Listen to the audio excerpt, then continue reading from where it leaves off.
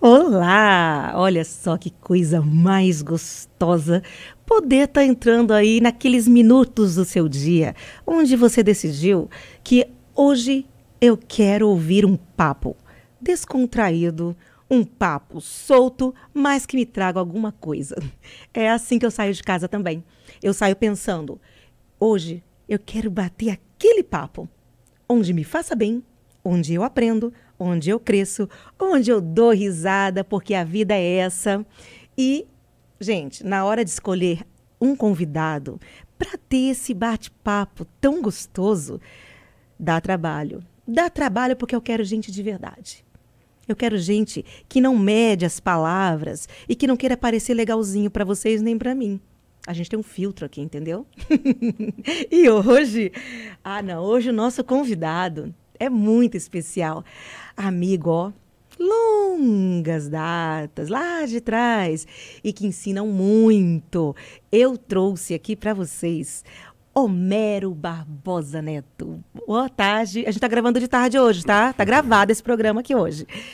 Boa Tudo bem tarde. contigo? Tudo bem, Flávia Rodrigues, que prazer estar aqui com você, poder te reencontrar aqui fazendo o podcast, mas eu sou amigo da Flávia, colega de profissão, e tenho o prazer de ter trabalhado junto com você na televisão, no rádio, durante o tempo que você ficou fora do país, a gente nunca perdeu o contato. Nunca. E aqui na sua casa, tive a honra de ir várias vezes com a sua mãe, com a sua filha, então Claro. você é muito querida para mim, sou amigo do seu pai, então tá tudo em casa. Estamos em casa. É isso aí. Estamos em casa. Por isso, gente, eu aproveitei essa coisa gostosa, assim, por quê? Porque tem algumas coisinhas que eu quero falar hoje. Não vou dizer que não gosto. Tem gente que fala que não gosta de política, né? Eu não gosto muito. Eu adoro. Eu adoro política. Até porque eu sou do tempo, Barbosa, que no colégio tinha OSPB. Organização Social Política Brasileira. No meu tempo também. É. E Educação Moral e Cívica. Devia voltar, né? Então, mas tem tanto patrulhamento, né? De gente que acha que não deve ter a discussão porque faz aquele proselitismo. A gente está vivendo hoje um tempo tão difícil, né, Flávia, que qualquer coisa já é motivo. Antes os professores não doutrinavam ninguém. Não. Eles colocavam a história e levavam a gente a discutir, instigava a nossa opinião a ser ouvida, mas não tinha esse negócio de cancelamento, de lacração, de até briga. A gente está vendo hoje briga em família, de pai que não conversa com o filho, que não vai mais no almoço de domingo, porque um é Lula, outro é Bolsonaro, e por aí vai. Não, é muito por aí. Eu me lembro muito bem também, quando nós tínhamos, eu fiz contabilidade, né? Na época que tinha uns técnicos. E eu me lembro justo isso, tinha aula de economia, e você sabe que eu estava pensando nisso, assim, quando eu falei, eu vou conversar com o Barbosa, que gostoso, que a gente sabe do que vai falar, eu sei que você vai conseguir esclarecer muita coisa, né, também. Mas eu estava pensando numa coisa, Barbosa, que falta faz nós termos aula básica, pelo menos, economia, da organização realmente social, política. Sociologia, antropologia. Exatamente. Aliás, essas matérias, essas disciplinas estão sendo retiradas agora na nova reforma. O ensino médio vai deixar de ter. Eles querem criar pessoas voltadas única e exclusivamente para cursos técnicos ou questões de ciência diretamente àquela profissão que você vai exercer, sendo que o arcabouço humano que você adquire vem através dessas disciplinas. Barbosa, você não sente que é como se fosse a minha sensação, tá?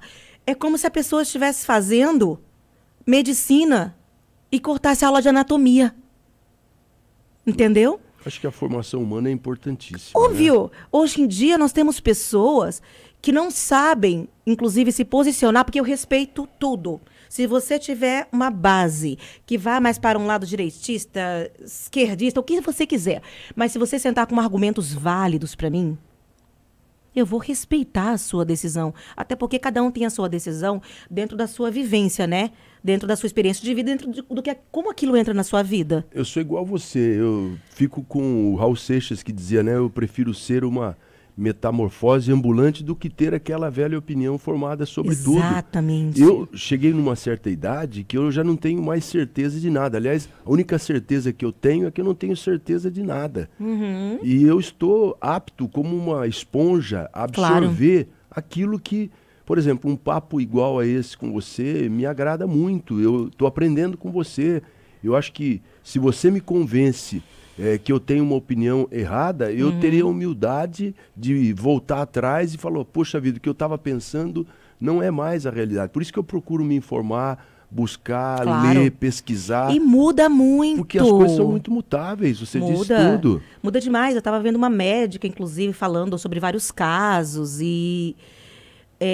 tinha uma menina que ela tem um canal no TikTok, uma menina, uma senhora já. Ela não chega a ser uma senhorona, né? Uma moça. Ela... Porque até isso dá medo hoje em dia, né? Hoje em dia, se você falar que é tal coisa, é velhofobia, não sei o quê. Afe Maria. Estamos na época da fobia, do ismo, né?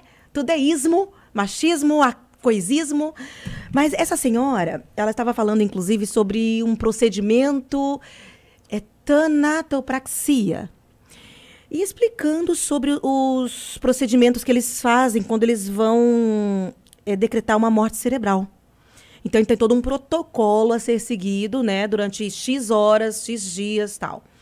E, claro, tem um deles que foi bem polêmico, um vídeo dela, que ela virava a cabeça do paciente.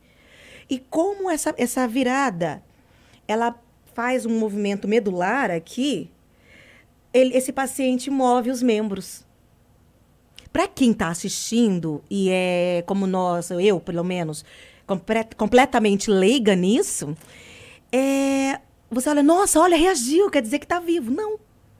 Porque ela explicava que quando o nosso cérebro está funcionando, ele consegue controlar esse movimento. Isso se diz um cadáver, então, que ela estava manipulando. Ele estava supostamente vivo, ainda conectado às máquinas, e dentro do protocolo para decretar a morte cerebral. E daí a família decidisse doar os órgãos, que precisa ainda estar tudo funcionando, né? Coração batendo para saber sobre isso. Então, eles fazem um protocolo, que eles chamam, porque são vários exames feitos com um intervalo X de tempo, entendeu? Entre um e o outro. E esses movimentos, esse protocolo, cada exame é feito dessa maneira. E esse exame era isso. Um leigo olha e fala... Nossa, então ele está vivo, ele mexeu. Não, ele não tem mais atividade cerebral, por isso ele mexeu. O cérebro não consegue ele controlar esse movimento. E eu acho que você quer dizer que as coisas são mutáveis e que a cada ano que passa, ou às vezes até segundos que passam, você tem uma nova forma de abordar a ciência, e aquilo que era antigamente atual, era muito mês diferente. Passado já não é mais atual hoje. Dos movimentos, um dos comentários ali nesse vídeo, o que foi?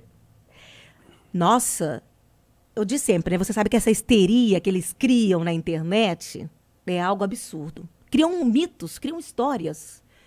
E uma pessoa comentou algo tipo, não, isso aí eles inventam, que a pessoa teve morte cerebral para roubar os órgãos. Ou para isso. Antigamente não tinha isso. Então, esse é o fake news, né? Essas versões que são colocadas... Exatamente. E que agora virou moda, muita mentira que é dita verdade, que acaba se tornando verdade. Quem disse isso foi o Joseph Goebbels, que foi o ideólogo nazista, que criou o que é o Hitler, e que ele dizia que uma mentira dita várias vezes se torna verdade. E nós chegamos nesse tempo, né? Porque as versões são maiores do que os fatos. E o fato, principalmente a gente que trabalha com a matéria jornalística, né? Ele tem sempre que ter uma base, um fundamento, coisa que hoje todo mundo se arvora no direito de saber uma informação. A pessoa que participa de um grupo de WhatsApp, ela replica uma notícia para vários grupos e ela se acha o jornalista. Então tem aquela velha discussão da necessidade ou não de se fazer um curso superior para ter o diploma de jornalismo. Né? Eu sou a favor que haja esse filtro, porque qualquer pessoa hoje, ela pega e replica essa notícia. Hoje em dia um celular na mão parece que virou uma fonte oficial de informação. E cadê aquilo que você começou a falar, que é a ética que você adquire através do conhecimento? Você falou de curso, no meu tempo de universidade, Primeiro a gente fazia 2 anos, eram 4 anos de curso, 2 anos só com formação humana. Claro. Então tinha psicologia, tinha economia, antropologia, sociologia, para você ter uma certa base e voltar depois para fazer o curso técnico nos últimos 2 anos. Claro. Porque o técnico, Flávia, você consegue adquirir rapidamente. Agora, a formação humana que muitas vezes falta no ensino médio, e agora eles vão tirar essas disciplinas da área de sociologia. Você imagina só as pessoas que vão criar é uma judiação. Pessoas especializadas naquilo, isso é importante. Mas e a ética de um médico, por exemplo? Porque vão criar lá um oftalmologista, ele vai ser especialista no fundo do olho, numa córnea X, ele vai ser o melhor naquilo. Mas para chegar àquilo, ele não precisa ter esse preparo apenas técnico, científico. Eu acho que precisa ter a formação humana, a base, a ética, a moral, né? Os valores principais, mínimos de dignidade de uma pessoa, que hoje em dia está tão em baixa, infelizmente, cada vez mais isso está sendo colocado num plano secundário, né? Então, eu acho uma judiação, porque, infelizmente, vai soar meio forte para casa, talvez para você, não sei, mas, bom, você já me conhece, né? Então, até eu brinco quando eu converso com o Greg fala, a voz mais suave, você é tranquila. Eu falei, eu não sou tranquila, não. A voz pode ser, mas o conteúdo é pesado. Pega forte. Porque o que acontece? Eu, infelizmente, fico muito triste de ficar 14 anos fora do meu país e quando eu retorno, eu encontro uma nação com uma quantidade absurda de analfabetos políticos. Sabe? E quando eu digo analfabetos, é analfabetos assim, no sentido realmente da instrução, de ter uma base, sabe? Eu acho que a população, ela merecia realmente uma entrega para ele saber o que é isso, o que é aquilo, o que eu estou fazendo. Às vezes eu vejo uma briga muito grande. Ai, quem vai ganhar a eleição? Bolsonaro ou Lula? Meu amor, posso estar muito errada. Você, por favor, me corrija, que até vou pedir para você uma descrição das nomenclaturas aqui. Eu posso estar muito errada. Me corrija se eu estiver. Mas, sinceramente, quem leva a caneta no final de tudo não é o cara lá de cima. Tanto para o bem ou para o mal, o que esse presidente faz ou deixa de fazer é com a conivência das câmaras, de deputados, senadores. Entendeu? Falou tudo. Essa autonomia que nós temos como Estado, que é um país, né, federalista, dá a um governador um poder gigante e também a um prefeito, de uma certa maneira, a nível de município. Não é? Você disse tudo, Flávia. E a eleição, ela é importante, mas só se discute Lula ou Bolsonaro. É o presidente da República. E eles não falam mais de ninguém, só fala de Lula e Bolsonaro. Esquece que tem um Ciro Gomes, esquece que tem uma Simone Tebet e outros aí que são opção. Mas, infelizmente, essa polarização é boa para os dois lados e eles estão jogando. O Lula quer o Bolsonaro de adversário e o Bolsonaro quer o Lula de adversário. Porque se aparecer uma terceira via, ele acaba ganhando dos dois. Mas, infelizmente, não se dá esse espaço. E uma outra coisa que eu acho que você acertou é a importância da eleição para deputado estadual, deputado federal e senador. Exatamente. Porque são eles que sustentam ou que têm a obrigação de fiscalizar o mandato, seja do presidente e do governador. E no caso da eleição municipal, a eleição para vereador, que também ninguém dá nada. E como, eu vou votar para presidente, nem lembra em quem votou para deputado na última eleição, com certeza não acompanha a votação, não sabe como é que eles votaram. Muitos aqui você vai perguntar quem é o senador pelo Paraná. Ninguém sabe. Não tem noção. Pouca gente sabe, mas é o Oriovisto Guimarães e o Flávio Arnes, né? Agora, Flávia, eu digo aqui para você, vamos trazer para Londrina esse exemplo. Nós tivemos aqui o Francisquini pai e o Francisquini filho. Um fez 40 mil votos, outro fez 30 mil votos. E não tem ligação nenhuma com a cidade. Claro. O Francisquini ainda fala, eu nasci em Londrina, mas nasceu, mas nunca teve uma ligação com a cidade. E depois eles esqueceram de Londrina. Ficaram esses 4 anos, aquele sargento Faur, que veio naquela onda sim, de militares se eleger, sim. veio lá de Maringá, fez mais votos do que eu para deputado federal aqui, e mais de 10 mil votos e nunca mais voltou para cá. Aí a gente entra naquele lado mente, sabe? Do londrinense. É o londrinense que vai no UPA hoje em dia e falta um dipirona. É o londrinense que hoje precisa de... vai num postinho, sabe? Para não chegar a ir a um UPA, porque tem gente que vai para o UPA, sabe por quê? Porque não fez um tratamento preventivo de muita coisa, porque não teve um acompanhamento, porque um problema de saúde que era mínimo, entendeu? Foi empurrando com a barriga, porque ele não quer ficar horas sentado num lugar onde o médico vai olhar para ele e não vai resolver nada. E ele acaba ficando grave e vai para um UPA. Tá tudo bem difícil, né? Você vê que falta uma cultura muito maior para a gente discutir política, como você falou, e infelizmente as pessoas se vangloriam de dizer que não gostam de discutir, que política, religião e futebol não se discutem. Enquanto isso, para os deputados ou para os que estão no poder, eles estão adorando isso. Mas isso convém. É lógico, quanto mais satanizar a política, claro, que político é tudo ladrão, que é tudo bandido, melhor para eles, porque eles estão conseguindo aquilo que eles têm como objetivo, de deixar a pessoa de fora da eleição. Então, quanto menos gente votar, eu acho que a única vez que o pobre, o branco, o preto, o rico são iguais é no dia da eleição, que cada voto vale igual, aí a pessoa abdica do seu direito de votar, porque ou anula o seu voto, mas ela está sendo conivente com aqueles que lá estão, porque eles compram a eleição. E, aliás, com dinheiro público. Você viu que triplicou o dinheiro para fazer campanha nessa eleição. Aumentou. Dificilmente um deputado vai perder a eleição, porque ele vai despejar um caminhão de dinheiro. E as pessoas, nessa crise econômica que estão, vão acabar aceitando e vão votar por dinheiro. Pois é, mas depois passa 4 anos chorando porque não veio isso, porque não tem aquilo. Eu me lembro quando fiz a contabilidade, tínhamos a aula de economia e aí tínhamos a aula de OSPB. A professora disse bem isso. Ela disse, as pessoas, por não saberem o significado, elas não sabem admirar e realmente aproveitar aquilo. Que é, por exemplo, a palavra política. Porque, gente, o que é ruim não é a política, é a politicalha. Isso é ruim.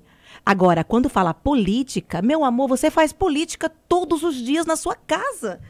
Na sua casa você tem normas, você tem regras, você tem horários, você tem isso é política. Nós fazemos política quando você organiza algo, quando você precisa. Quando você dá bom dia para o vizinho ao lado, você está fazendo a política da boa vizinhança. Exato. Quando você, por exemplo, quer fazer uma festinha, um bingo solidário, você precisa do papel X, você precisa falar com fulano, com ciclano. Nós precisamos, a política ela existe na nossa vida, essa é a vida da sociedade mundial, né? A política veio justamente para isso, para ajudar, para organizar. Só que foi feito politicalha. E enquanto eles conseguirem manter os analfabetos, não é? E não, porque esse analfabeto é o mesmo que não sabe cobrar depois. E eu tenho uma esperança, principalmente nessa eleição, não sei se você viu, que quem mais aderiu agora a tirar o título de eleitor foram aqueles que não mais precisavam. Os eleitores acima de 70 anos e os abaixo de 18 anos.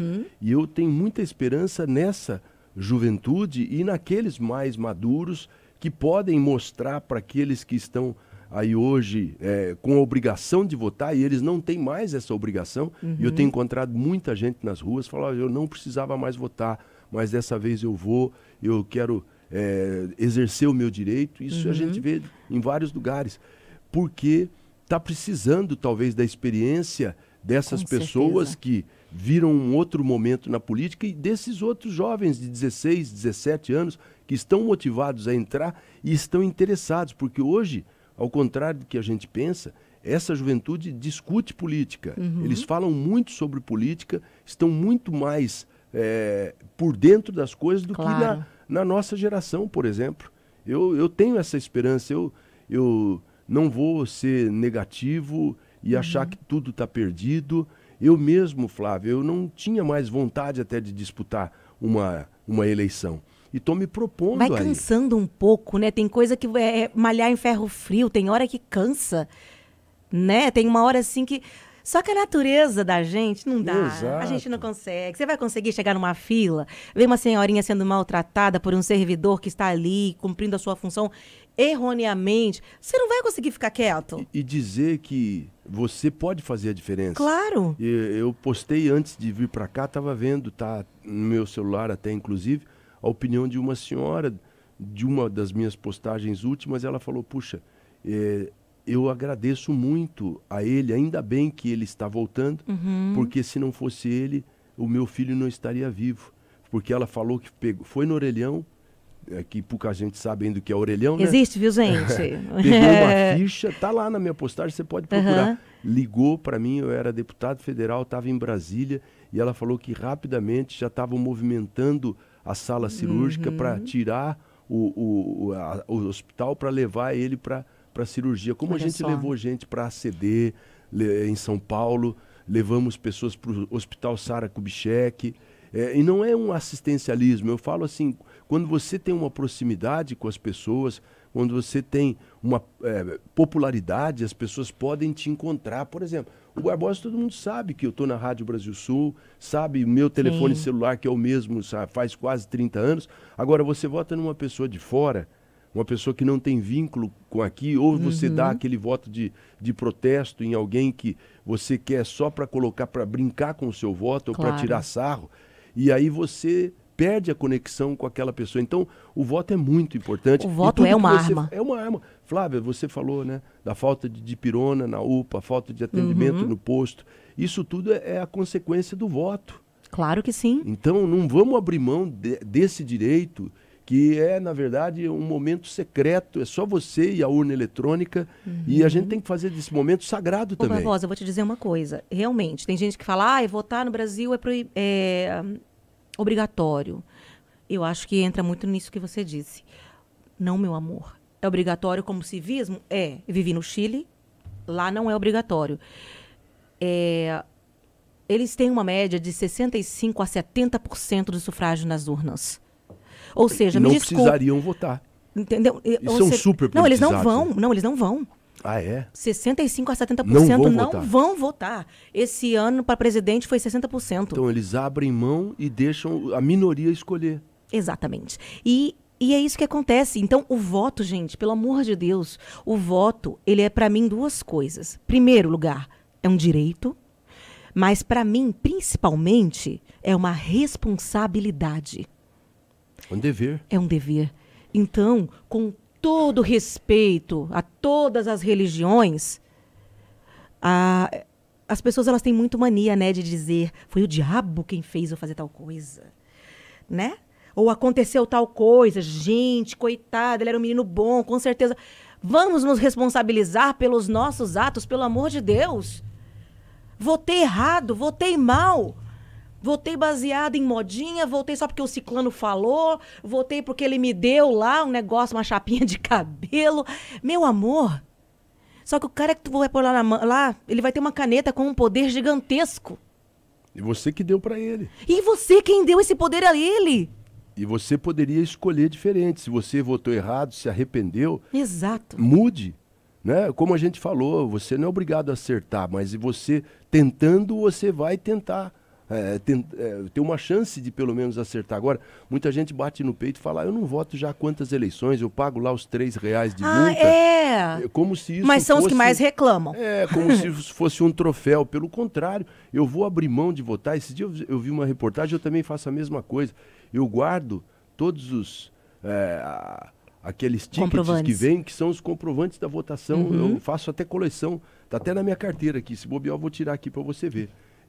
Porque eu acho bacana isso. Né? Você ter o direito, você votou naquela eleição, você participou de um momento cívico. Eu votava lá no Chile. Aí. Depois de um certo tempo de votação, de residência, você tem o direito ao voto. Aqui, ó, tô aqui com alguns aqui, ó, guardando na minha carteira para você ver aqui, ó. Você tem direito, e olha, tem mesmo, gente. Eu guardo, ó. Mas é isso aí. Você tem direito ao voto. E eu me lembro que a última eleição que eu votei no Chile, que foi a última que eu estive lá, 2017, foi no dia do meu aniversário. Olha. Dia 19 de novembro. Opa! A votação anterior, eu tinha feito uma cirurgia no pé. Não foi votar? Fui votar. A minha sessão de voto era 2 andares acima. O exército que fazia lá, eles me levaram. Eu tenho fotos até na minha rede social. O exército me levou na cadeira de rodas, toda a escada. Só para votar? Para votar. Que gostoso. E é um direito. Você fez esse esforço todo para exercer a sua cidadania. Aí um dia aconteceu de eu estar num determinado lugar, conversando com uma pessoa por telefone, e falei algo que eu não gostava do governo que estava acontecendo lá naquele momento e aqui também, que eram viés parecidos. Uma senhora dos seus 70 anos, mais ou menos, lá a mulher com essa idade não vota, porque ela não votava e quando agora foi o direito que faz pouco tempo, elas não vão. Ainda elas ficaram foram domadas, foram domesticadas. Mulher não vota. Muitas votam, pode votar agora. Porque nós tivemos até a Michelle Bachelet lá, mas né? essas de mais idade, assim, muitas não vão. Então, o que acontece? Eu estava ali, ela estava com o marido, e eu falando, ela se intrometeu na minha conversa. Você não pode falar da presidente, porque você isso, você aquilo. Falei, senhora, só para começar, eu vivo nesse país há tantos anos, eu pago impostos nesse país há tantos anos. E outro detalhe, eu tenho mais direito do que a senhora de falar se eu estou contente ou não com a situação política atual deste país. Mas você é estrangeira, que não sei o que, ainda usou, como eu sou uma negra estrangeira. Eu falei, por isso mesmo, como uma estrangeira, eu exerci o direito de cidadão de votar. E eu desafio a senhora a me provar que votou. Acabou com ela. Ela não votou. Quer dizer, quem não vota não tem direito de reclamar. Tá entendendo? E eu digo isso pra todo mundo. Qualquer pessoa que vem pra mim de isentão, cara, eu respeito mais uma pessoa de um viés político contrário ao meu do que um isentão. Que fica em cima do muro. Porque é o que mais reclama, é o que fica fazendo postzinhos revoltados da internet. Entendeu? Verdade. São os que fazem barulho, são os que fazem a gracinha. E sabe o que é o detalhe? Eu vou te pedir uma ajuda agora. Pois não. Essas pessoas, e muitas que sim, exercem, votam, mas você está votando para quê? Para deputado, tal, mas por que você está votando para ele? Não, mas é porque ele que vai, né, ajudar o quê? O que faz um deputado? E o que faz um senador? Até onde vai o poder real de um governador ou de um prefeito? Você sabe me explicar para que você está votando? Muita gente, eu perguntei isso para muita gente, tá? Antes de nós fazermos esse programa, quando eu conversei contigo, você falou, vou. Falei, nossa, e agora? Essa é a pessoa ideal pra gente. Para isso. Entendeu? Sim. Eles não têm noção, inclusive. E olha, você bem assim, 70% das pessoas que vão votar não têm a noção de qual é a real função para o cargo que eles estão contratando alguém. Falou tudo. Você tem uma empresa, que é o nosso estado e o nosso país, você vai contratar um funcionário com poder financeiro, com poder de decisão social e tudo, né? Mas você está dando uma carta para essa pessoa sem saber quais são os reais poderes que essa pessoa tem. Como você contrata uma pessoa assim para tua empresa? Não é? Sim. Fala para mim, para a gente deixar registrado aqui para essa gente, qual é a função de um deputado, a diferença entre o deputado estadual e federal, a função do senador e até onde vai os limites de um governador e o prefeito? Ô Flávia, eu acho que isso acontece até com muitas pessoas que estão se arvorando em ser candidatos. Com certeza. Ou até muitos que estão lá como deputados e ainda não sabem do seu real papel. Acho que você falou... Primeiro que o deputado estadual, o nome já está dizendo, ele fica no estado, a sede da Assembleia Legislativa, que é o local de trabalho, são 54 deputados, fica em Curitiba, então você tem que ir a Curitiba, ficar pelo menos 3 dias da semana, que são os 3 dias de votação, segunda, terça e quarta, até às vezes a sessão de quinta-feira ela é antecipada, fazem sessões extraordinárias. A função principal do deputado estadual, que vai trabalhar em Curitiba, e muita gente critica, você virou deputado, você sumiu. Mas espera aí, se você elegeu a pessoa para ser deputado, ele tem que estar lá em Curitiba para te representar. Eu sofri muito isso. Eu fui o deputado que menos faltou quando fui deputado estadual de 2003 a 2006 na Câmara, na Assembleia Legislativa. E a primeira função, na minha opinião, é fiscalizar. Fiscalizar os atos do governador. O deputado estadual, ele inverte as situações aqui, porque as pessoas estão acostumadas só a ser apoio ao governo. Não importa o governo que seja, eles querem estar do lado para poder viver das migalhas que o governo manda. E muitas vezes eles esquecem que quem colocou eles lá não foi o governador, foram os seus eleitores. Claro. E esses eleitores foram os mais prejudicados, por exemplo, nesses últimos 4 anos, onde teve aumentos abusivos da luz e da água. E essa é uma função do deputado estadual. Por exemplo, os deputados daqui votaram a favor desses aumentos, votaram a favor da criação de 484 cargos comissionados, que é cargos sem fazer concurso público. Olha só.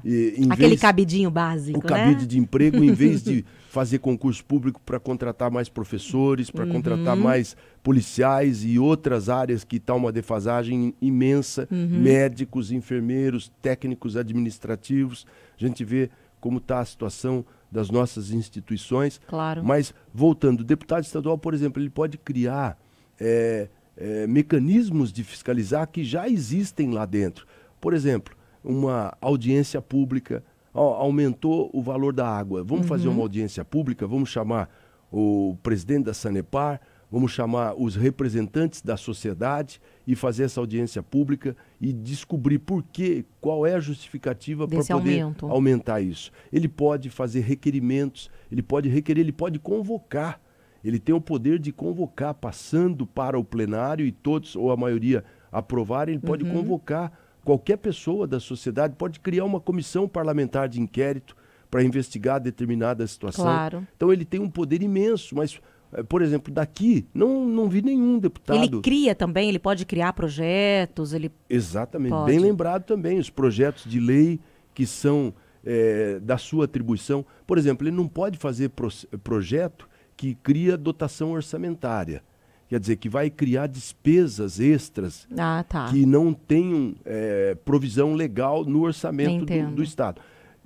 Para isso, ele pode sugerir ao governo do Estado que aí sim pode legislar sobre matéria financeira, mas ele não pode, é uma das limitações. A mesma coisa o deputado federal, que tem a obrigação de fiscalizar o presidente da República e também o senador, que é uma outra Câmara um pouco mais elevada, que tem uma função mais reguladora. O Senado são 8 anos de mandato, ao contrário dos deputados estaduais e federais, que são 4 anos, mas eles estão lá para referendar. O projeto primeiro passa pela Câmara, vai para o Senado, para os senadores aprovarem ou modificarem o projeto. Se eles modificam, ou eles podem rejeitar, se modificar, volta para a Câmara dos Deputados, para que depois vá para a sanção, ou seja, o presidente da República vai... Aceita ou não. Aceitar, vai canetear, vai dar essa sanção, e o próprio presidente da República também pode enviar projetos e pode fazer emendas ao projeto. Quando o presidente emenda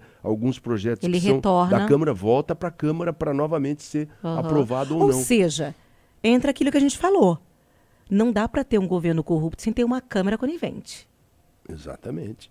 E você vê que o governo, seja ele municipal, estadual ou federal, ele angaria esses apoios, esses deputados, através do dinheiro que ele tem.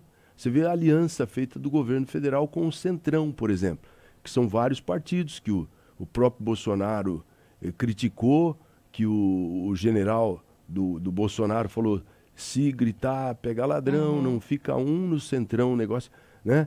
E aí o governo teve que aderir ao Centrão para poder... Teve que fazer política. Fazer política e se manter. Teve que fazer política. Mas só que essa é uma política através de emendas parlamentares, através do dinheiro público que se tornou o orçamento secreto. Quer dizer, estava dando dinheiro para os deputados, para eles aprovarem os projetos do presidente, mas um dinheiro que era secreto, ou através das emendas legais, mas dava um outro dinheiro por fora. Quer dizer, quem vota a favor do governo vai ganhar mais dinheiro. Isso não é correto. Não, e isso vem de muito já, né? Isso vem de muito tempo, mas o problema é esse, é o povo não ter a noção. Não fiscaliza, do que acontece, não acompanha, não levantar sabe, o tapete. Esquece o voto que ele dá. Vota para deputado como se fosse mais um voto qualquer. Mas não, o voto tem consequência. Claro. É o deputado, seja estadual ou federal, que vai dar sustentação ou não aos governos, que vai ou não fiscalizar os governos e que vai ser o representante, porque ele é o representante daquela pessoa. Você me chamou a atenção numa coisa. Barbosa, para mim, assim, eu te encontro com a idoneidade, com a capacidade, a bagagem para me responder tanta coisa nesse âmbito, justo porque você foi deputado estadual, certo? Sim. Federal. Sim. Prefeito da cidade de Londrina. Sim. Ou seja, você trabalhou com a informação a sua vida inteira também, porque você também é jornalista. Sim. Ou seja, uma coisa que eu penso muito, sabe o que é, Barbosa? Hoje em dia, eu vejo que o Barbosa, ele vem como um dos candidatos também, ao deputado estadual, Sim. né? E o que acontece? Se eu peço para você, Barbosa, vou fazer o seguinte, eu não quero fazer campanha, né? Eu quero falar de feitos. Porque se eu for conversar com alguém que fala para mim que teve um cargo político, e é isso que eu acho que as pessoas deveriam aprender, essa cobrança que você disse. Eu fiz tal coisa, tal, mas olha, eu vou fazer. Não, querido. Primeiro, cuidado com as promessas. Tem muitos aí prometendo coisas, meu amor, que não é da alçada dele. Ele promete coisa que não é do poder legislativo dele. Ele não pode fazer aquilo. Tem vereador que se elege prometendo coisa que não é da função dele. Ele não vai fazer. Deputados fazem, não é assim? Exatamente. Então, e o que eu acho? A gente conversou um pouquinho antes, né, de começar, justo sobre isso, que é o quê? Eu acho que quando você já teve algum cargo, fala, olha, eu quero que você me mostre só umas 2 ou 3 coisas, pelo menos, então. Conta pra mim. 2 ou 3 coisas que você fez. Isso fala de você. Uma folha de serviços prestados. Claro, né? Porque quando eu vou contratar alguém, eu peço o quê? Currículo. Eu peço uma folha de promessas ou eu peço um currículo onde ele me comprova a experiência dele? Verdade. Por que os cargos mais importantes que vão definir todo o resto no meu país, a contratação é diferente? Porque se for assim, eu quero chegar na melhor empresa e quero fazer uma folha de promessas e eu quero entrar com essa folha de promessas, caramba. Você vai fazer uma cirurgia, você quer saber, esse médico é especialista nessa área? Ele já operou? Já operou? Quantas pessoas ele operou? Já fez barbeiragem? Qual é a porcentagem positiva desse médico? Se o cara fala já morreu gente na mão dele? Eu não vou ser operado por ele. É a mesma coisa. Por que então que a pessoa pode comandar a minha vida? Porque, gente, esses caras comandam a nossa vida. Você vai entrar num ônibus, né? Às vezes você chega lá, mas o cara não é motorista. Você vai naquele ônibus? Você não vai. Não, então, entendeu? Tem que ter referência. Você precisa sim da política, porque na hora que você vai abastecer no posto e tá caro, e você quer bater no frentista, ele é um coitado. Ele que ouve teu palavrão, mas não é ele que merecia, não. Verdade. Entendeu? É o cara da caneta que tu votou para deputado estadual e o cara que você votou para governador que não estão fazendo nada pensando em você. E daí? Verdade. Entendeu? Então, essa é. E por falar nisso, eu estive fora, gente. Então, um pouquinho antes da gente bater esse papo, eu andei dando uma revisadinha, roubei umas coisas tuas. Legal. Pra mostrar. Ô, Flash, coloca um negócio aí pra mim. Vai ser mais fácil você me contar, tá bom? Vamos olhar. Trouxe umas coisas, olha só. Foi criado um restaurante popular em Londrina. Sim. Que é isso? Londrina não tinha um restaurante popular, né, Flávia? Quando eu lancei ali em frente ao terminal, na João Cândido, eu era prefeito. Foi o primeiro restaurante popular de Londrina. A minha ideia, caso eu continuasse na prefeitura, é colocar mais 4, né? Além do centro, norte, sul, leste, oeste, cada uma das regiões, com uma refeição a R$1,50, né? E o restaurante funcionando de manhã e à tarde. Você vê, na pandemia, fecharam o restaurante. No governo do Quiré ficou mais fechado do que aberto. Tem muita gente que tem preconceito, porque foi criado na minha gestão. Ah, eu já ouvi falar que a comida é ótima. E ó, eu nunca mais voltei, mas eu às vezes passo em frente, vejo o mato alto, mas eu fui até processado porque eu coloquei o nome do Leonel Brizola, e aí falaram que não podia ter colocado as cores daquele jeito, mas eu ganhei na justiça, as cores estão lá, o restaurante está lá, eu acho que o restaurante poderia fazer um papel maior, deveria distribuir como faz em São Paulo. Hoje até está caro distribuir as quentinhas, que fala as marmitex, né? Para os moradores de rua, eles não precisariam até comer lá dentro, muitos poderiam receber ali fora, pagando uma quantia módica e até também fornecer... Até morador de rua tem R$1, gente. Exato, e fornecer... Hoje já está até mais caro que esse R$1, mas e outra à noite também, e sábado e domingo, o restaurante popular não podia fechar, porque as pessoas precisam comer todo dia. Exatamente. As pessoas têm fome todo dia. E outra, não são servidores da prefeitura. Ah, vai encarecer, não. Eles são contratados da prefeitura. São organizações sociais que ganham concurso para prestar o serviço. Então poderia, se o prefeito tivesse essa vontade, funcionar sábado, domingo, feriado, e no almoço e no jantar e fornecer esses marmitex. Eu acho que é uma ideia que poderia ser pensada. Eu achei interessante porque até quis trazer. Eu vejo, fiz um período até de motorista de aplicativo, e eu via passageiros, gente, que ia com dinheiro contado, inclusive ia de Uber porque saía mais barato, estava lá em 4 pessoas, acabava saindo mais barato do que pegar 4 ônibus. Verdade. 4 passagens de ônibus. Sim. E essas pessoas passavam o dia inteiro resolvendo trâmites, que também esse é um outro assunto para outro dia, mas existem algumas coisas em Londrina que a pessoa é obrigada, como se fosse antigamente, a ir no centro da cidade, alguns, sabe? E essa pessoa às vezes vai com o dinheiro contado. Exato. Ou como essas mães que vão ali no pai levar o filho, passa 10 horas com uma criança lá sem comer. E outra coisa, Flávia, tem muitos idosos, viúvos, viúvas, que não têm mais motivação para fazer comida em casa. E outra, eles pegam o ônibus, é um passeio, vai lá, almoçam, retornam para casa. Eu acho que é um incentivo, né? Eu creio que o restaurante popular poderia ser mais dinamizado. Você até falou de alguns serviços que as pessoas precisam ir para o centro. A farmácia popular, que também foi uma criação minha, e só tem uma farmácia popular. Infelizmente, hoje, se você for lá com a receita na mão, pegar o seu remédio, você não pode, porque eles só agendam por telefone ou pela internet. É verdade? Uma barbaridade. Eu passei por isso. Você vê? Eu passei por isso, porque eu tive o remédio está lá, atrás. O remédio não é do prefeito, não é, o remédio é da pessoa, ela tem o direito, custa você dar o remédio, a pessoa não está indo lá comprar um sapato, ela não é por luxo que ela vai lá, ela vai por necessidade. Mas mudou muito, viu, Barbosa, também. Como a administração, ela muda até o ar das coisas. Porque as pessoas, às vezes, atende, eu digo para as pessoas, muitas vezes, só que, no meu caso, eu consigo dizer para um profissional que esteja me atendendo mal. Muita gente não consegue, entendeu? E esse profissional não está ali grátis para você, não. Ele não está ali como voluntário. Fazendo um favor. Não, ele está recebendo. E bem, né? E bem.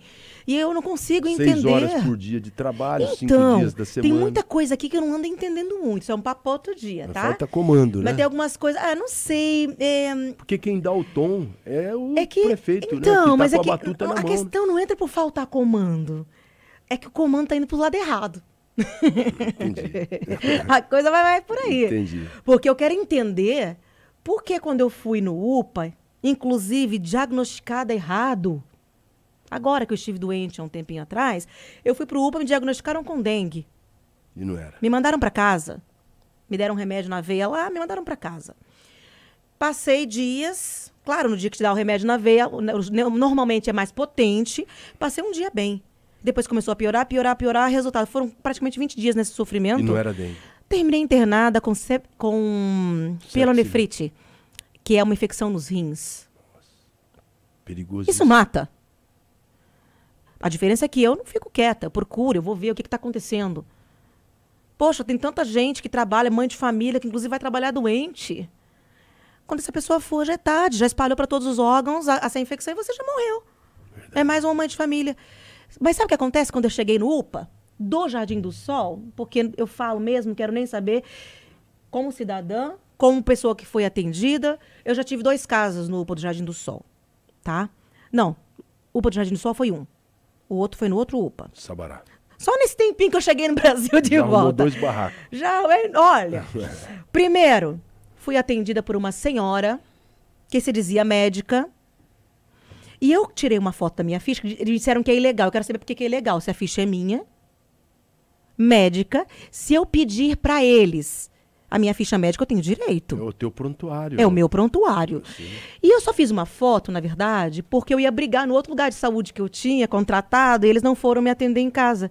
E eu queria provar que eu realmente estava mal. Minha pressão estava altíssima, estava com muita febre nesse tempo. Quando eu cheguei em casa, não sei por que eu fui olhar aquilo. Acho que eu fui verificar, né? Porque eu brigo, tá, gente? Mas eu brigo com... Eu quero saber o que eu tô brigando para não passar vergonha. Então eu fui ler. A tal médica, que mandou, inclusive, me aplicar um antibiótico intramuscular, era enfermeira. Ela não era médica, era corém. E no meu... Tá aqui, tá? Tá aqui. E no meu prontuário tá lá. A ordem dela, o antibiótico receitado, corém. Cheguei aqui agora nesse caso meu, todos os funcionários na parte de dentro, eles têm que aprender, eu concordo com você. Mas todos os funcionários da parte de dentro lá eram pessoas em estágio. A única que sabia pegar uma veia foi que, graças a Deus, a que me atendeu, porque eu morro de medo de agulha, né? Que perigo. A que me atendeu. As outras, eu vi passando 2, 3 por uma pessoa e não conseguia pegar uma veia para colocar um soro. Você tá me entendendo? Do que a gente está falando, gente? Eu estou falando de pessoas que passam horas, mas horas, Barbosa. Tinha gente que estava ali desde o meio-dia, gente. Eu estou falando de 10 horas da noite. Com fome, cansado. Com dor. Estressado. Morreu agora uma senhora lá. Eu sei. Morreu agora uma senhora lá. Meus 3 anos de mandato, nenhuma pessoa morreu em atendimento e eu criei as 2 UPAs, as 2 únicas UPAs de Londrina. Olha só, foi durante então o teu mandato de prefeito de Londrina. E um prefeito que é médico não construiu uma única UPA. Aliás, a plataforma dele era essa, né? Era essa, melhorar a medicina, né? Exato. Falou que sabia o caminho das pedras. Então, né? Parece que as pedras estão subterrâneas. E outra coisa, Barbosa, põe mais pra mim aí, ô Flash, vamos seguir explorando ele mais um pouquinho aqui. Qualificação de mão de obra. Nossa, aí você chegou no... Pula, depois a gente volta nessa. Não, essa daí eu quero... Pula essa. Pula. Esse eu quero chegar também. Pula também. É que são os 2 que eu quero... Vai. Qualificação de mão de obra, vambora. Aliás, eu achei bonitinho esse negócio de Barbosa tá on, tá? O Thiago me criou. Tá legal. Vamos lá, manda pra gente. Na verdade, o Barbosa, pelo que eu sei, nunca teve off, tá? Nos bastidores ali, vendo, lutando, mas off você nunca teve, não, verdade, eu sei. Verdade. Obrigado, Flávia. Olha, essa galera aí, ó, é tudo gente que sabe, né, não? Sim. É gostoso ver isso, né? Esse foi semana passada, ó, os agentes comunitários de saúde, os ACS e os agentes de combate a endemias. Olha. Eles estão tendo um problema porque o governo federal colocou o piso salarial de R$ 2.424 e aqui eles não estão querendo pagar. Quer dizer, é um piso de 2 salários mínimos e está essa briga aí com a prefeitura. Então, eles me chamaram porque fui eu na época que fiz o concurso público, porque era terceirizado, eram as empresas particulares que não pagavam eles direito. Daí eu falei, não, vamos parar com isso. E essas empresas não recolhiam os impostos e os encargos, e aí sobrava para a prefeitura ter que pagar 2 vezes, né? Quem faz errado acaba tendo que pagar 2 vezes. Aí nós fizemos os concursos, eram 260 profissionais, né? Desde que eu saí não aumentou. Aliás, Londrina já era para ter pelo menos para cada 1.000 habitantes um agente de combate à endemia. Você vê que a dengue voltou a crescer. E são eles valorosos que fazem o trabalho de visita, vistoria às casas, né? Eles são que estão lá na ponta da saúde mesmo. Claro. Disso que a gente está falando. Adianta, o governo federal lá, bom, agora ele pelo menos aumentou o salário. Mas se você não votar direito para o teu prefeito, para o teu vereador, e se você não cobrar, não souber cobrar, sim, sobra isso, a pessoa ter que ir falar, cara, ajuda. É obrigação, né? E não está fazendo. exatamente isso. Passa para mim. Dia do socorrista foi dia 11 de julho. Na minha rede social, eu deixei passar batido. Eu falei, não, eu vou colocar porque eu quero falar. Galera... Que trabalho bonito. Que né? trabalho lindo. Você sabe que Londrina não tinha, né, o CIAT. Antes era o Transporte Emergencial Centralizado, o TEC. Eram combis antigas. Nossa. E dessa ideia do TEC aqui de Londrina, que foi sistematizado até no governo do Jaime Lerner, que foi criado, né? O CIAT, que é atendimento ao trauma e emergência. Depois o SAMU no governo federal, Serviço de urgência, né? De atendimento de urgência. Gente, são esses caras aí, gente. São os heróis verdadeiros. Não é o doutor lá do hospital, não.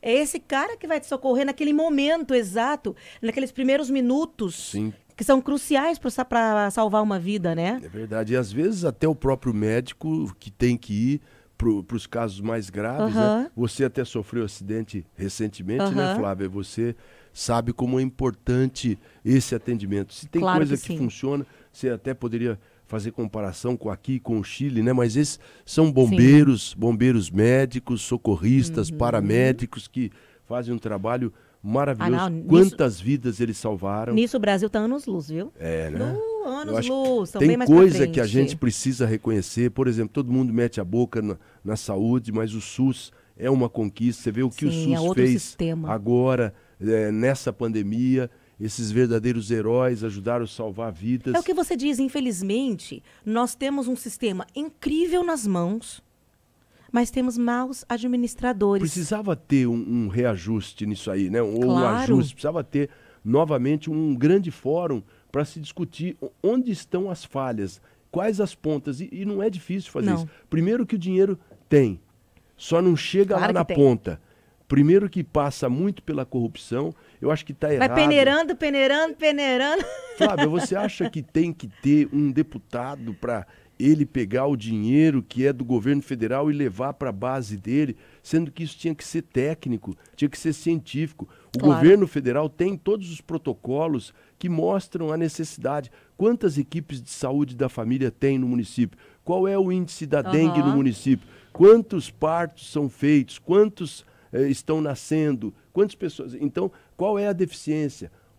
Isso tem que deixar de forma técnica, não tem que ter uma discussão política. Eu acho que os deputados, os senadores, eles tinham que fazer a discussão política, elaborar leis, fiscalizar, fazer o controle, como a gente está propondo aqui. Não vamos meter a boca no SUS, que ele é importantíssimo. Mas você sabe que até nisso, a falta de conhecimento e informação do cidadão atrapalha. Porque o cidadão não sabe o que exatamente, por exemplo, dentro da cidade é de responsabilidade da prefeitura, o que é de responsabilidade do governador. E tinha coisa que que me informo, que converso, que pergunto muito, eu também não sabia. E quando eu fui reclamar, não, mas isso não é o município. Mas quando vem uma verba para ser mandada, é ele que quer administrar. Mas eu acho que essa é uma desculpa, Flávia, que muitas vezes o servidor, ele quer dar para calar a boca da pessoa. E isso não tinha que ser. Por exemplo, nos Estados Unidos, a polícia é uma só. Não quer saber se é polícia federal, se é polícia estadual, civil, militar. Se é civil, militar. Não, a polícia é uma polícia só. Aqui tinha que ser a mesma coisa. A polícia, o cidadão, ele não precisa saber se é estadual ou se é federal. O dinheiro sai do bolso dele, ele que paga o imposto que deveria ser revertido em favor dele não é. Então não tem que ser essa. Então, volta para mim aí, Flash. Volta para minha guarda municipal. Porque é justamente isso. Vamos entrar nisso. Vamos entrar nisso. Que é o quê? Essa deficiência de segurança, sabe? Essa sensação assustadora que a gente tem muitas vezes, né?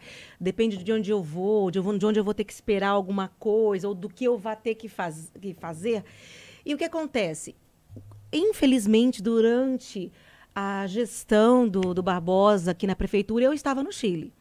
Então, eu não pude participar. Tudo que eu sei do seu governo, hoje em dia, da sua gestão, da sua administração, eu sei através de outras pessoas.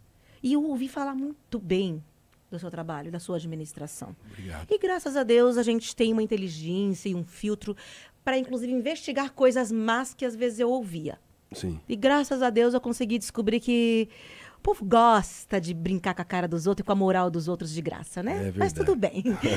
E você, quando eu cheguei, Londrina tinha uma guarda municipal. 12 anos. A guarda municipal em Londrina foi criada durante a tua administração, né? Sim, era um sonho, acho que, da cidade, né? Uhum. Londrina hoje vai ter até um concurso para contratar 50 novos guardas municipais, eu acho que é muito pouco. Claro que sim. Londrina já era para ter 600 guardas, nós começamos com 400, né? E acho que aos poucos a gente queria chegar a esses 600, ou seja, cada 1.000 habitantes, um guarda municipal, que é o que até a própria Organização das Nações Unidas, a ONU, preconiza. Né? E aqui se inverteu muito o papel da guarda, não se investiu na carreira do guarda municipal, para ele ter incentivos de progredir dentro da carreira, deveria ter um plano de carreira separado, claro, uma valorização maior do próprio servidor, mas eu acho que foi um sucesso. A Guarda Municipal de Londrina, ela está aí até hoje, ao contrário até do que as últimas administrações fizeram. Eu não tirei esse dinheiro do governo municipal, quer dizer, não tirei do cidadão londrinense, fui buscar em Brasília. Ah, que legal. Porque lá tinha o dinheiro. Mas esse é o trabalho, essa é a parte da administração que eu não entendo. Sabe? Aqui preferem aumentar o IPTU do que ir lá em Brasília levar o projeto e trazer. Aqui, gente, cidadão teve gente que se matou com esse absurdo de aumentar o IPTU. Entendeu? Verdade. E você fala assim, ô senhor prefeito, que uma vez uma pessoa disse, não, mas disse pra mim, né? Quando eu falei um pouquinho, só um pouquinho. Aí eu falei, gente, por que o prefeito não vai cobrar tal coisa? Entendeu? Porque isso aqui não tá funcionando. Ah, mas isso aqui não é responsabilidade da prefeitura, é responsabilidade do governo do estado, ou é responsabilidade do governo federal. Eu falei assim, então quem que tem que ir lá bater na porta do governador? E quem tem que bater na porta do governo federal? Sou eu? Ou é alguém que eu contratei, que eu votei e coloquei lá para me representar? Exatamente. Quem tem que bater na porta dele? Porque se for eu, me avisa, né? Coloco lá minha melhor roupinha, roupa da missa, coloco a roupa de domingo, vou lá na porta do governador e bater, senhor, é o seguinte, eu não tenho representante na minha cidade. E vim aqui pedir isso, aquilo. Exatamente. Você tem toda a razão. Por isso que eu acho que as pessoas cobram muito, né? O prefeito sempre é o culpado, mas ele é eleito para isso, né? O culpado, ele também recebe os louros. Então, eu acho que você tem razão. E a questão da guarda municipal, infelizmente, o atual prefeito, ele foi contra a guarda. Ele era vereador e ele segurou muito o projeto lá na Câmara Municipal. Eu tive que ligar para ele, eu lembro, falar, por favor, Marcelo, libera o projeto, porque senão nós vamos perder o recurso lá em Brasília. E nem saía do bolso deles, gente. Exatamente. É um absurdo. Mas é aquela questão política, né? A politicagem que é feita, que a pessoa fala, não vou liberar para ele, porque vai criar uma guarda, isso aí vai ser bom para ele, vai, né? Ele está pensando como estratégia lá na frente, exato, né? É o que pensou, né? Que ele queria chegar lá, mas ele queria que tirasse o Barbosa da parada, né? E foi o que aconteceu. E não é pro bem da população, gente. Parece que vai fazendo as coisas, você tem que perguntar, falei, daí? Sabe? Eu acho que é absurdo isso. E nós temos também aquele outro que eu pedi para você passar, Flash, que é o próximo, né? Se eu não me engano, é o próximo, ou era o anterior, que é sobre a mão de obra especializada, a qualificação da mão de obra. Gente, nós temos muitas vagas de emprego em Londrina hoje em dia. Muitas vagas de emprego que não conseguem ser preenchidas por não ter mão de obra qualificada. É impressionante isso. Verdade. Você veja, ações minhas nessa área só, Flávia, eu vou te contar aqui. Desde a ponta até o final. Primeiro, você está vendo o menino com a carteira de trabalho. Você deve se recordar, você mora lá no Jardim do Sol, você lembra aquelas filas enormes que se faziam para ir até a sede onde tirava a carteira de trabalho, Ministério do Trabalho, ali na rotatória, onde está tendo a trincheira ali? No meu governo, eu coloquei a carteira de trabalho automatizada, ela era tirada dentro do terminal urbano dentro do terminal rodoviário. Vinha gente de Nova América da Colina. Precisava nem sair dali, né? Vinha gente de Lupionópolis para vir até Londrina, tirava foto na hora e saía com a carteira de trabalho no mesmo dia. Era foto digitalizada E a carteira de trabalho, Londrina foi uma das cidades do Brasil que mais emitiu carteira de trabalho. E aí tudo bem, era uma burocracia, porque as pessoas tinham que acordar de madrugada, pararam, nós facilitamos isso, acabamos com a fila. Olha só. Depois nós fomos qualificar essa mão de obra, eu em parceria com o ministro do Trabalho, que era o presidente do meu partido, PDT, Carlos Lupe, nós criamos o ProJovem aqui em Londrina. Olha. Eram milhares de vagas espalhadas de jovens a partir dos 15 anos que ganhavam uma bolsa de estudo, que ganhava o material escolar e ganhava o estágio já na empresa para começar a exercer o seu trabalho. Então, ele aprendia, em 3 meses ele já migrava para dentro da empresa e já estava com a carteira de trabalho assinada. Gente. Com passe de ônibus, tudo certinho para ele. E aí, mais do que isso, não adianta você criar a qualificação, dar a carteira de trabalho, se não tiver a oportunidade. Eu fui buscar empresas para cá. Parceiras. Nós fortalecemos, por exemplo, o microempreendedor individual. Também isso é muito importante, né? As empresas, eu criei dentro da prefeitura a sala do contador e a sala onde o contador fazia todos os seus serviços de burocracia para resolver o problema para as pequenas, grandes e médias empresas. Então ele tinha uma sala lá dentro, com um computador, não precisava ir e voltar, ele tinha acesso livre. Sala do empreendedor, eu fui o prefeito empreendedor do Paraná, fui finalista de prefeito empreendedor no Brasil por causa disso. Por exemplo, a maior empresa hoje de Londrina de contratação de mão de obra é a Tata, que eu fui buscar na Índia. A Tata, uma empresa hoje que vai gerar 4.000 empregos. Nossa. E a Atos foi a última grande empresa antes da Tata que se instalou em Londrina com 600 empregos. Uma empresa era francesa, estava disputando Londrina com Campinas. Eu recebi os diretores numa mesa igual a essa, dentro da Sercontel, e mostrei as facilidades que Londrina tinha para atraí-los para cá. Você sabe que Londrina é uma das primeiras cidades do Brasil na criação de startups, de gamers. O Flash entende muito bem disso. Por causa do ISS tecnológico que eu criei, eu reduzi o imposto e a pessoa que investia, o dono de empresa que investia em tecnologia, não precisava pagar o imposto. Ele investia dentro da empresa dele, ele comprava software, melhorava a potência da internet dele e ele não pagava isso para a prefeitura, investia na empresa e nós abatíamos nos impostos dele. Nossa, isso é muito bom. Então, nós facilitamos, por isso que eu fui o prefeito empreendedor, por isso que Londrina estava entre as cidades que mais geravam emprego. Esses dias saiu o ranking de geração de emprego, Londrina em 7º lugar.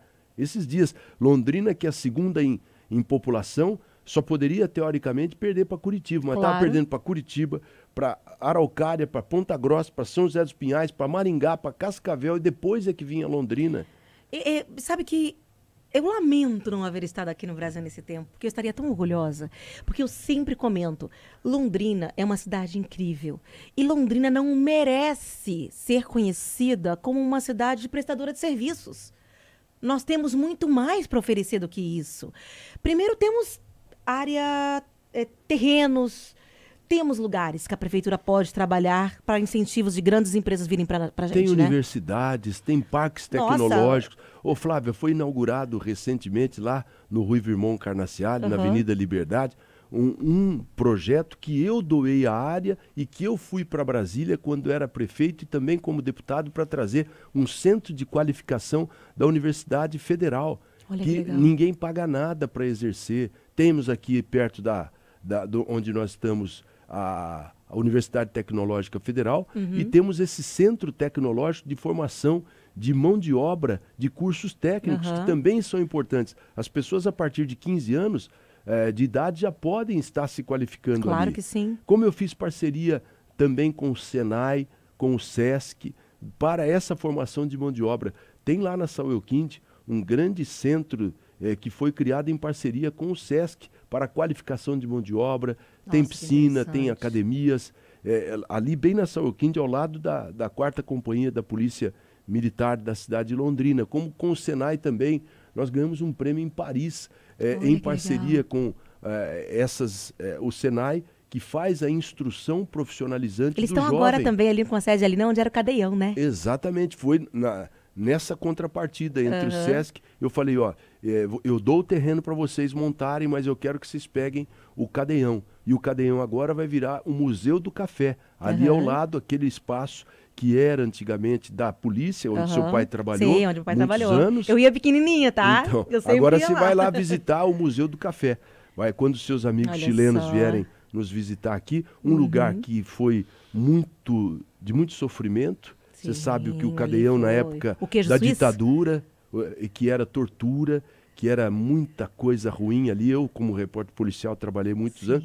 A Casa Amarela da Rua Sergipe, temida, ninguém queria ir para lá, que hoje é um espaço de música, um espaço cultural, a exemplo de várias cidades, várias capitais do Brasil, que utilizam esses espaços arcaicos para se transformar na produção cultural. Você teve, né, Barbosa? É muito interessante o teu trabalho, porque o teu cunho jornalístico, ele ia muito realmente para essa parte de brigar mesmo, da denúncia, de pôr a boca, servir de voz para as pessoas, né? Quando eu fui, né, repórter policial... Aliás, eu tenho uma fotinho lá em casa, tá? Eu tenho. Você tem foto antiga lá, né? Eu tenho Quando uma, você era dançarina também, você lembra? Tenho, mas eu tenho uma de você, no estúdio. Que legal. Da TV Tropical, vou te mandar. Aliás, a TV Tropical, né, Flávio, você podia fazer um programa especial, porque ali saiu gente pro Brasil inteiro, que está fazendo sucesso até hoje. Foi uma escola, né? Uma escola, você pode pegar aí em todas as áreas, quantas pessoas estão espalhadas por esse país aí,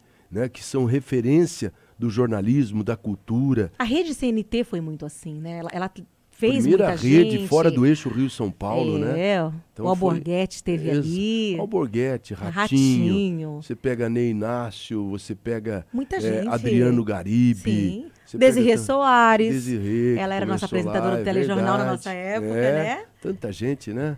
Pois é, mas foi aquele berço, né? Você também, menina ainda, né? Mas que começou ali e com a produção de comerciais que você fazia. A gente tinha que aprender de tudo, né? O bom a CNT, ela tinha uma característica. Ela não só tinha, ela tem ainda, né? Apesar de estar com uma programação local, né? E uma programação local bem restrita, mas ela ainda existe no Brasil inteiro. E ela é a única empresa, nesse sentido televisivo, digamos assim, onde todas as unidades são do mesmo grupo.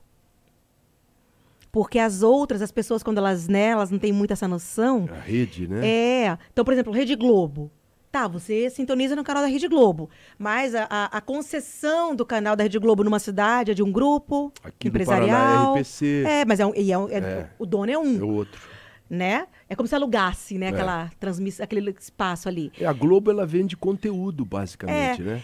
Mas cada lugar são alguns sócios que administram aquilo. Sim. Então não é o mesmo dono, digamos assim, num geral, sabe? Que você vai e é a mesma família. A CNT tinha isso. Verdade. E eu acho que ela criou muito isso de família, né? Nós temos até hoje muito contato com pessoas que eram dali, pessoas que você dá aquela coisa saudosa, aquela coisa gostosa quando você encontra lá na frente. Fala, nossa, você não vê há muito tempo, você não sabe o que eu passei, aconteceu isso, parece que você não se separou daquela pessoa nunca. Verdade. E isso é muito gostoso. Né? Dá saudade, né? Dá muita saudade. E assim, igual contigo, eu sempre fiz televisão, sempre fiz estúdio, fui locutora de áudios mesmo para documentários, comerciais. E a única coisa que eu queria muito fazer, mas eu ainda não tinha, exercido ali, era o rádio. E foi isso que você me proporcionou quando eu voltei ao Brasil. Eu te agradeço aqui. Você tem tudo a ver, né, Flávia? Você é uma woman show. Você, em qualquer lugar, você se vai bem, porque a tua origem é aquilo que você se propôs a fazer. Eu acho que está dentro do teu DNA, a tua vocação. Eu acho que cada um tem uma vocação, mas eu acho que é mais uma missão. Eu acho que cada um, Deus coloca aquela pessoa para ser alguma coisa. E eu vejo em você toda essa potência, todo esse esplendor de... Você é comunicativa, você é simpática, você tem dicção, você é linda. Então, eu acho que você tem tudo a ver com as câmeras ou com o rádio. Onde quer que você vai, você passa essa competência, porque você sabe de tudo, você é super bem informada, você gosta de se expressar, você não tem essa timidez e você brilha, né? Obrigada. Além de fotografar muito bem também, eu sou seu fã. Obrigada, e agradeço muito essa oportunidade da gente estar aqui batendo esse papo, viu? A Barbosa tá on lá, ó. E a mãe tá on aqui também. Eu quero te desejar muita sorte nessa nova empreitada. Eu que agradeço. Independente de qualquer coisa e resultados, eu acho que você realmente tem muito ainda para agregar na vida de muita gente. Isso que nós temos aqui não é um privilégio, é uma missão e é uma responsabilidade. Tanto a comunicação quanto o dom de administrar. E você vai administrar vidas. Né? É isso aí. Então, muita sorte nessa empreitada, muito Deus ali, ó, no teu caminho. Te agradecer por estar aqui. Imagina, eu que Ele agradeço. pode fazer muitos mais depois, tá bom? Muitos outros depois, mas o primeiro foi comigo. O primeiro Com a gente nunca esquece. Nunca esquece. A primeira vez a gente nunca esquece. Né? Obrigado, viu, Flávia? Obrigada, ó. Um beijo pra você, sucesso pra cada ti. vez mais. E esse papo rolou solto mesmo, viu? Tá, essa é a ideia. Obrigado. obrigada aí. Gente, já sabe, né? Nós temos aquele encontro marcado. Eu, você, o resto é surpresa. Aqui no nosso Papo Solto. Obrigada, tá bom? Beijo.